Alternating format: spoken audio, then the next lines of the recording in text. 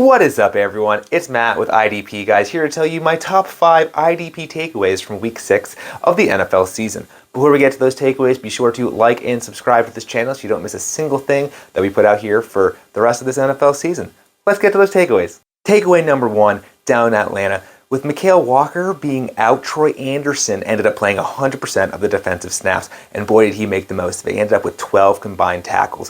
While Walker's out, Anderson is sort of a plug-and-play LB3, LB2, obviously 12 combined tackles. This is some excellent production. Not sure we can expect that week in, week out. But while Walker's out, be playing Anderson and enjoy that production. Takeaway number 2, there in New York, Quinnen Williams is balling out at the defensive tackle position. In this game, he played 67% of defensive snaps. He turned that into 5 combined tackles and 2 sacks.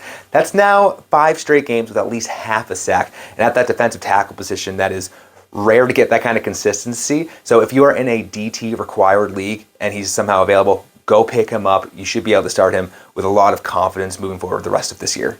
Takeaway number 3, there are 2 IDP relevant linebackers in Cincinnati. Jermaine Pratt put up 14 combined tackles in this game on 81% of defensive snaps played. He's really quietly been averaging 8.8 combined tackles a game.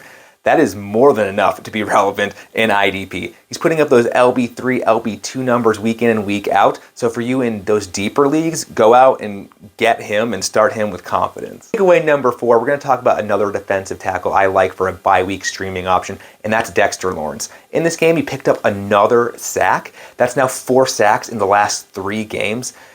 Bye weeks are rolling in. We're going to be looking for people to fill in for our regular starters. And in those DT required leagues, you can do far worse than Dexter Lawrence, someone who played 97% of the snaps this last week.